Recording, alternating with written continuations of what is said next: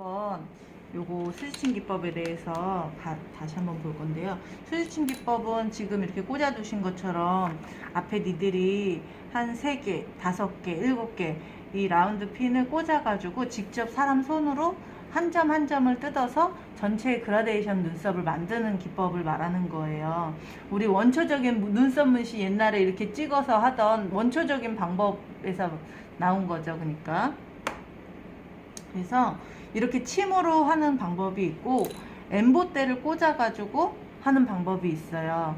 이렇게 침이 조금 있는 거 한 땀 한 땀 점을 찍으려면 시간이 오래 걸리잖아요. 그러니까 이 엠보대를 이용해서 바늘이 지금 나란히 몇 개가 같이 있잖아요. 빠르게 뜯는 거예요. 이 하나짜리 엠보대로 뜯는 방법도 있고, 또 이게 2개의 겹으로 돼 있는 거가 있어요. 듀얼로 돼 있는 거 가지고 뜯는 퀵스지가 있어요. 그럼 그러니까 이거는 거진 안 쓰지 않아? 써요 이것도? 요거는 어떨 때 쓰냐면 우리가 배우기로 한 명품 수지, 그러니까 명품 연예인 눈썹, 제가 늘 얘기하는 거 한 땀 한 땀 정성 들여가지고 그걸 이걸로 해요? 할 때 탈각률이 아예 없게 각질이 벗겨지지 않게, 아예라고는 말할 수 없지만 한 10에서 20% 정도밖에 안 빠지게, 그러니까 그렇게 할 때 그냥 일반적으로도 돌아다닐 때 바로 시술하고 나가도 자연스럽고, 각질이 떨어지고 났을 때도 각질이 떨어졌나 싶을 정도로 하나도 안 떨어지게 시술을 할 때는 저런 거 가지고는 할 수가 없어요. 데미지가 일단 많이 나면, 상처가 나면은 탈각은 생길 수밖에 없잖아요. 얘로 그 피부의 층을 다 집중을 통해 가지고 이렇게 딱 원하는 깊이까지만 들어가는 거예요. 그거에 대해서 이거 오늘 강의를 정리해둔 걸 보고서 얘기를 하려는데 컴퓨터가 지금 안 되는 거야. 그래서 핸드폰이든 그 올려놓은 거 찾아가지고 이따가 한번 또 보여드릴 텐데, 요렇게 하는 방법이 있고, 엠보대 가지고 사용하는 방법이 있고, 엠보대를 듀얼로 해가지고 빠르게 하는 방법이 있다, 수지침은. 그래서 수지침 기법을 뭐 마이크로 니들 기법, 아니면은 무슨 안개 눈썹 기법, 아니면은 퀵수지, 뭐 이렇게들 표현하는 것들이, 방법들이 다 다르게 있지만 기본적인 수지에 대한 내용을 여기 써놨어요. 수지침 눈썹은 엠보 색소를 이용해서, 꼭 엠보 색소만 해야 되는 거는 아니에요. 뭐 디지털 색소로 해도 되고 아니면 수성 색소로 해도 되기는 해요. 근데 수성 색소를 이용하면 색이 아무래도 잘 먹는 속도가 빠르지가 않죠.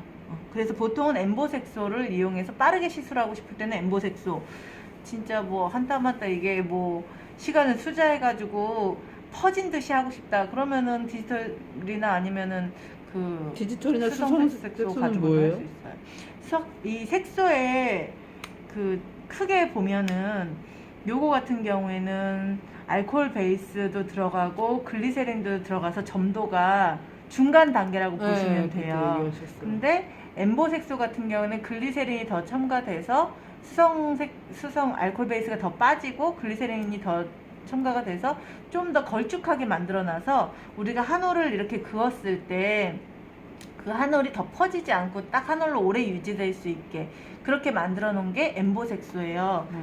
색소를 가지고 말씀을 드리면, 알코올이 많이 얘는 들어가는 알코올 건가? 베이스로 들어가 있어서 빠르게 퍼지는 데 용이해요. 그래서 그라데이션 눈썹을 할 때는 눈썹이 그라데이션 되게 살짝 빨리 퍼지는 게 좋잖아요. 그래서 오히려 퍼지게 하기 위해서 알코올 베이스로 이제 만들어 놓은 베이스 기계, 수성이라고 하는 거예요? 네, 수성 색소예요.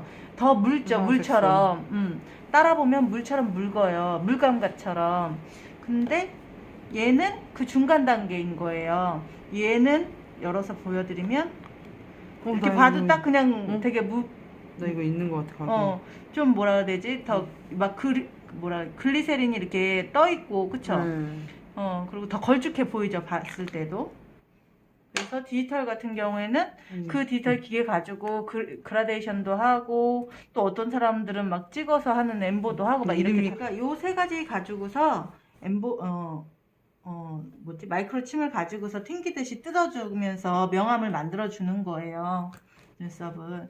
그래서 우리가 맨 처음에 연습을 할 때는요, 이제 이거는 가리키는 사람에 따라서 되게 틀려요. 눈썹을 하는데 요렇게 수직으로 찍어서만 해라 그런 사람도 있고, 어떤 사람은 그리고 눕히지 말고 해라 뭐 이런 사람은 45도 각도로 해라 15도 각도로 해라 다 틀리거든요. 가리키는 사람마다. 근데 저 같은 경우에는 초보자들 같은 경우에는 이 수직으로 찍잖아요. 그러다 보면 이 중력이 이용이 돼 버리면서 너무 깊이 조절이 안 돼서 너무 찍는 곳이 있고 덜 찍는 곳이 있고 그런 거예요. 그래서 조금 더 이렇게 찍는 것보다 안전한 게 눕혀서 찍는 거예요. 최대한 눕힐수록 살짝 깊이가 그렇죠. 조절이 되잖아요. 그러니까 살짝만 뜯어보는 15도 각도부터 시작해서 60도, 45도 각도, 뭐 이제 조금 더 자신 있으면 60도 각도, 그 다음에 더 자신 있으면 뭐 수직으로 이렇게 찍을 수 있겠죠.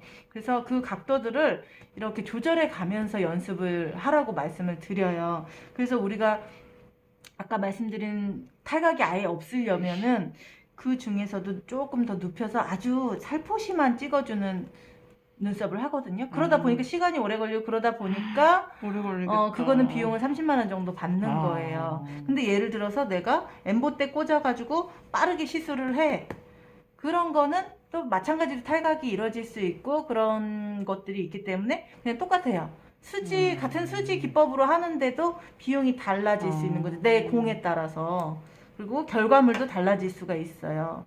그래서 그럼 일단 그라를 넣을 때도 그 기계로 했던 그런 식으로 한번 뭐 딱 뜯었다가 뭐 또 중간까지 떴다 뭐 이런 식으로 똑같아요. 하니까. 예. 우리가 하는 방법은 계속 똑같아요. 기계 그라데이션 할 때처럼 전체적으로 가고 중간까지 가고 꼬리 가고 이렇게 해요. 근데 얘 같은 경우에는 생각보다 잘 먹기 때문에 그렇게 시술이 많이 안 걸릴 수가 더 많아요. 그래요? 네, 오래 킥수지로 걸린다. 만약에 한다 그럴 때는. 근데 뭐 요거 한 땀 한 땀 하는 걸로 하면은 더 오래 걸릴 수도 있고. 킥수진 뭐야? 이거 넓게 칼 아까 그걸로 넘어가는 거예요? 맞아요. 그래서 각도별로 좀 이따가 연습을 하는 거를 한번 해보실 거고요. 이때 특징이 뭐냐면 초보자들이 이걸 참 좋아하는 이유가 뭐냐면 이 아웃라인을 점을 이렇게 뜯어 놓는 거예요. 살짝 아주 미세하게 이런 식으로. 그러면은 이걸 시술을 하고 우리가 1차 그라데이션 같은 경우에 닦았을 때 아웃라인을 또 다시 그려야 되잖아요. 근데 얘 같은 경우에는 이 아웃라인이 그대로 남아있기 때문에 그대로 또 디자인 잡는 게 어렵지가 않은 거예요. 떠놓고 나면 그 다음부터는 채우기만 하면 돼서 되게 쉽게 생각을 하는 거예요. 그래서 실제로 쉽고 요거 이따가 해보시면 아실 거예요. 그래서 눈썹 1차 터치 시에는 15도 각도로 아니면 45도 각도로 낮춰가지고 이렇게 아웃라인만 이렇게 살짝 떠놓고 그 다음에 여기를 채워나가는 거예요. 다른 점은 뭐냐면 기계 같은 경우에는 앞머리부터 우리가 시술해서 들어가잖아요. 얘 같은 경우에는 뒷머리부터 들어가요. 뒤에가 더 진하게 나와야지 되고 그래서 아웃라인 꼬리를 확실하게 내거든요.